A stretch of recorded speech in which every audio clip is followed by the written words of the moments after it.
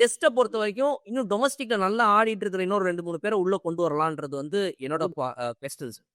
ஆமா. For example இப்ப நீங்க தமிழ்நாடுல பாத்தீங்கன்னா, இந்திரஜித் வந்து ஃபண்டாஸ்டிக்கா ஆடுவார் ஸ்பின். நான் பார்த்த வரைக்கும் டிஎன்பிஎல் மேட்சஸ்ல நான் பார்த்த போதெல்லாம் he plays spin exceptionally well. Is able to handle.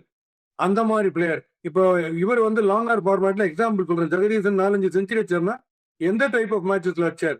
Our longer ஃபார்மேட்ல அடிக்கிறாருன்னா இப்போ அவர் ட்ரை பண்ணலாம். அந்த மாதிரி எல்லா ஊர்லயும் இப்போ விதர்பா சாம்பியன்ஸ் அவங்க டீம்ல இருக்கும்.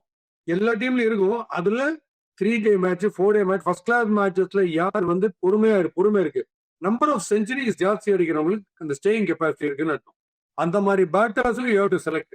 இப்போ இதுல நீங்க பொறுத்த வரைக்கும் சாய் சுதர்சன் கண்டிப்பாக ஆடணும்.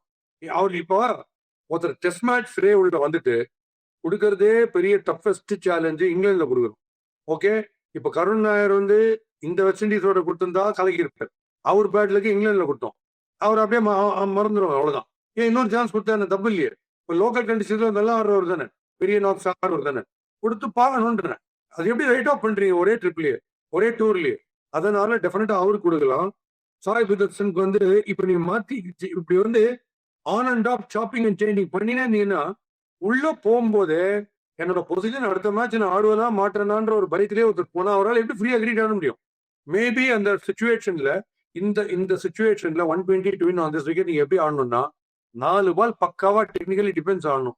2வது பால் இறங்கி நீங்க கவர் டிரைவோ இல்ல ஆஃப் த டோஸோ ஒரு 4 அடிச்சாங்க.